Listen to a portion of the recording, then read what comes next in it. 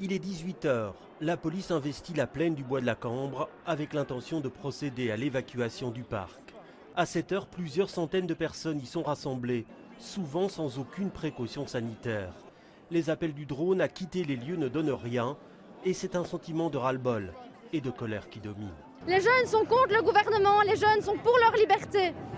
Les jeunes ont envie de vivre la jeunesse que vous, les plus âgés, vous avez vécue et ne pas être opprimés et compressés. Il y a des mesures, elles sont complètement insensées finalement avec l'ADN de la Belgique finalement. Donc en Belgique on ne vit pas comme ça, on ne vit pas enfermé, on n'est pas en Chine en Belgique, vous voyez. On est dans un état de droit. Les autopompes entrent en action à plusieurs reprises pour disperser la foule.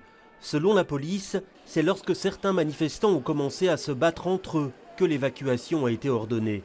Mais ceux qui assistent à l'intervention ont des avis divergents sur cette question. La police provoque en fait. S'il n'y aurait pas de policiers, il n'y aurait rien qui se passerait. Vraiment.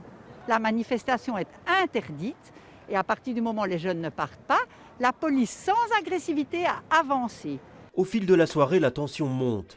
Policiers et participants se font face.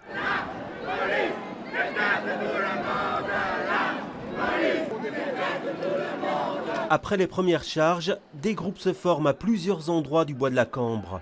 Des feux sont allumés et certains ne comprennent toujours pas les raisons d'un tel déploiement policier. La police charge sans demi-mesure et pas du tout proportionnelle aux faits reprochés. Je pense qu'Alexander De Croo va passer une bonne soirée. On était là au 1er avril, ça s'est passé de la même manière. On était là au 2 avril, ça s'est passé de la même manière.